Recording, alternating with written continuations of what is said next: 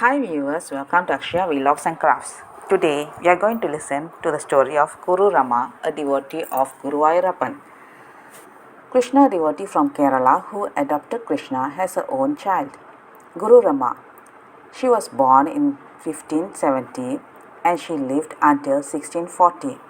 She was a devotee of Guru Ayurappan, the deity of famous Sri Krishna temple at Guruvayur in Kerala. She had the divine vision of Lord Krishna due to her unwavering devotion. Among many others, Guru Rama is a legendary devotee of Guru Ayurappan and she inspired hundreds of devotees in later times. Guru Rama belonged to a Nambudiri family of Tiruchur district, famed for its cultural erudition. She was born in the year 1570 AD. Her maiden name was Tatrikutti.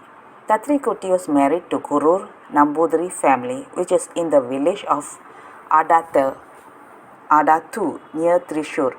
Tatrikutti became a widow at the age of 16. She had no children and she became an ardent devotee of Guru Ayurappan. As she was the senior most member of the Gurur family, she came to be known as Guru Rama. She realized that she had no one in the world except Lord Krishna.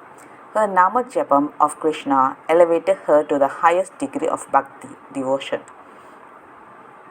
She started praying to Lord Krishna, that is Lord Guru Ayurappan, who appeared to her in her dreams and asked her as to what boon she wanted. Guru Rama replied that she had none in this world and wanted him to be her son and not to abandon her as he did with Yasoda. Krishna agreed with his usual smile and as an orphan boy came to her and started staying with her. She called him Oni, but Amma never realized it was Krishna. Her devotion was so strong that Guru Rama, who was having no children, adopted Lord Krishna as her own child. She used to play with him and even scold him for naughty deeds. Even the Lord used to help her in her house chores. She started chanting the name of Krishna throughout the day, and it is said that this filled her with motherly devotion and she became the mother of all.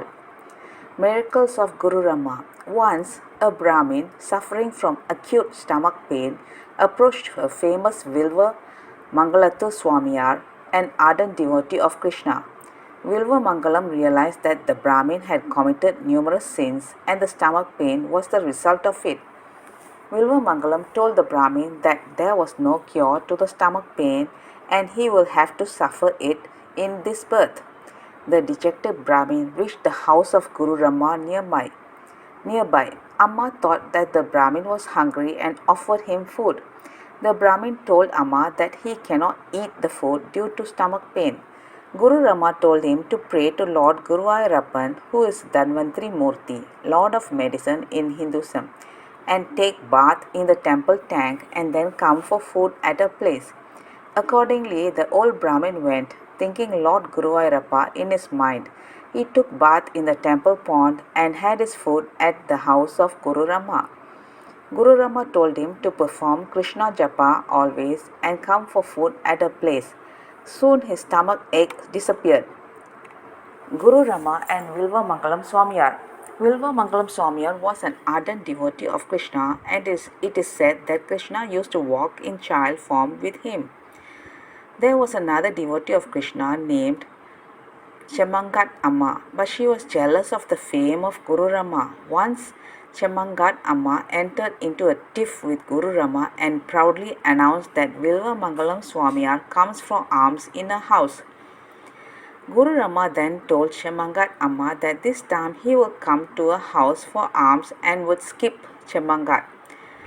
Guru Rama soon sent a person to invite Vilva Mangalam Swamiyar for taking Bhiksha, which he refused, saying that he was to go to Chemangat Illam for Bhiksha. It was customary that one person blew the conch before Vilva Mangalam goes for alms, and it so happened that the conch did not produce any sound. He then remembered his refusal to Guru Rama to take alms from her, to whom Lord Guru Ayurappan was extremely fond of, and hence decided to go to a house for Bhiksha. Immediately the conch started producing sound. Vilva Mangalam Swamiyar realizes Guru Rama's often helper boy is Krishna. Guru Rama once invited Vilvamangalam Swamiyar to perform puja at a house. All the arrangements for the puja were done by the little boy. Vilvamangalam Swamiyar was able to see divinity in various forms. The disciples and Vilvamangalam were surprised to see the puja arrangements which were carried out by the high precision.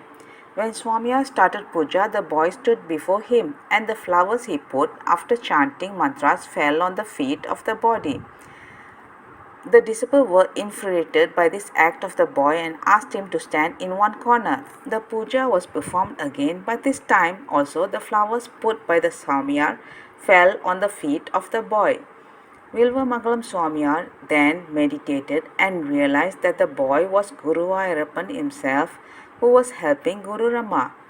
Vilvamangalam Swamiyar did not say it openly since Bhagavan with a gesture told him not to let out the secret.